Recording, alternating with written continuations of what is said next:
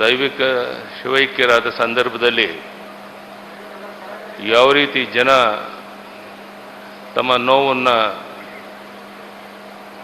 ನಮನವನ್ನು ಸಲ್ಲಿಸಿದ್ರೋ ಅದಕ್ಕೆ ಸರಿಸಮಾನವಾಗಿ ಪುನೀತ್ ರಾಜ್ಕುಮಾರ್ ಅವರು ಹೃದಯಾಘಾತದಿಂದ ದೈವಾಧೀನರಾದಾಗ ಅದೇ ರೀತಿಯ ಒಂದು ಪ್ರೀತಿ ವಿಶ್ವಾಸ ವ್ಯಕ್ತಪಡಿಸಿರುವಂಥದ್ದು. ನನಗೆ ನೆನಪಿರೋ ಹಾಗೆ ಈ ರೀತಿ 16 ಲಕ್ಷ ಜನ ಪ್ರತಿನಿತ್ಯ ಅವರು ಹೃದಯಾಘಾತದಿಂದ ತೀರಿಕೊಂಡಾಗ ಅವರ ದರ್ಶನ ಪಡೆಯೋಕ್ಕೆ ಬಂದಂಥದ್ದು. ಇವತ್ತು ಚಲನಚಿತ್ರ ಕ್ಷೇತ್ರದ ಎಲ್ಲ ದಿಗ್ಗಜರು ಈ ಕಾರ್ಯಕ್ರಮದಲ್ಲಿ ಭಾಗವಹಿಸಿರುವಂಥದ್ದಕ್ಕೆ ನಾನು ಬಂದಿರುವಂಥ ಎಲ್ಲರಿಗೂ ಅಭಿಮಾನದ ಅಭಿನಂದನೆಗಳನ್ನು ಸಲ್ಲಿಸ್ತಾ, ಈಗಾಗಲೇ ಎಲ್ಲರೂ ಹೇಳಿದಂತೆ ಪುನೀತ್ ರಾಜ್ಕುಮಾರ್ ಅವರು ಬಾಲನಟನಾಗಿ ಚಿಕ್ಕ ವಯಸ್ಸಿನಲ್ಲಿ ನಟಿಸಿದ ಬೆಟ್ಟದ ಹೂವು ಚಿತ್ರಕ್ಕೆ ಅವರು ಅತ್ಯುತ್ತಮ ಬಾಲನಟ ರಾಷ್ಟ್ರ ಪ್ರಶಸ್ತಿಯನ್ನು ಪಡೆದಿರುವಂಥದ್ದು ಕನ್ನಡಿಗರ ಹೆಮ್ಮೆ. ನಾನು ಮುಖ್ಯಮಂತ್ರಿಯಾಗಿದ್ದ ಅವಧಿಯಲ್ಲಿ ಪುನೀತ್ ಅವರ ಉತ್ತಮ ನಟನೆಗಾಗಿ ರಾಜ್ಯ ಪ್ರಶಸ್ತಿಯನ್ನು ನೀಡಿದ್ದು ಇನ್ನೂ ನನಗೆ ನೆನಪಿದೆ. ಪುನೀತ್ ಒಬ್ಬ ನಟ ಮಾತ್ರವಲ್ಲ, ಹಿನ್ನೆಲೆ ಗಾಯಕ, ದೂರದರ್ಶಕ, ನಿರೂಪಕ ಮತ್ತು ನಿರ್ಮಾಪಕರು ಆಗಿದ್ದರು. ಪುನೀತ್ ಅವರು ಮುಖ್ಯವಾಗಿ ಅವರ ತಂದೆ ಡಾಕ್ಟರ್ ರಾಜ್ಕುಮಾರ್ ಅವರಂತೆ ಕನ್ನಡಕ್ಕಾಗಿ ಕೆಲಸ ಮಾಡಿದಂಥ ಧೀಮಂತ ವ್ಯಕ್ತಿ.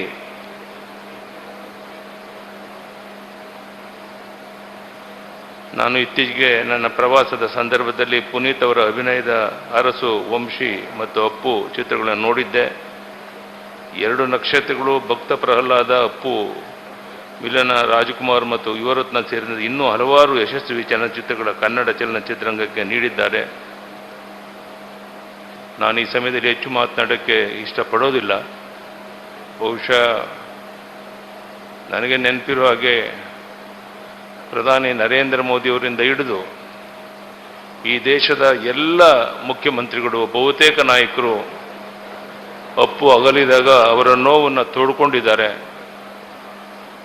ಇದರರ್ಥ ಅಪ್ಪು ಬಗ್ಗೆ ಇಡೀ ದೇಶದಲ್ಲಿ ಯಾವ ರೀತಿ ಅಭಿಮಾನ ಇತ್ತು ಅನ್ನುವಂಥದ್ದನ್ನು ನಾವು ಇವತ್ತು ನೆನಪು ಮಾಡಿಕೊಳ್ಬೇಕಾಗಿದೆ. ಅವರ ಕುಟುಂಬದವರಿಗೆ ಈ ನೋವನ್ನು ಸಹಿಸುವಂಥ ಶಕ್ತಿ ಕೊಡಲಿ ಅಂತ ದೇವರಲ್ಲಿ ಪ್ರಾರ್ಥನೆ ಮಾಡ್ತೇನೆ. ಈಗ ತಾನೇ ನಮ್ಮ ಮುಖ್ಯಮಂತ್ರಿಗಳು ಕರ್ನಾಟಕ ರತ್ನ ಪ್ರಶಸ್ತಿಯನ್ನು ಕೊಡ್ತೇನೆ ಅಂತ ಘೋಷಣೆ ಮಾಡಿದ್ದಾರೆ. ಯದುವೀರ ಕೃಷ್ಣರಾಜ ಒಡೆಯರ್ ಅವರು ಸಹ ಮಾತನಾಡಿದ್ದಾರೆ.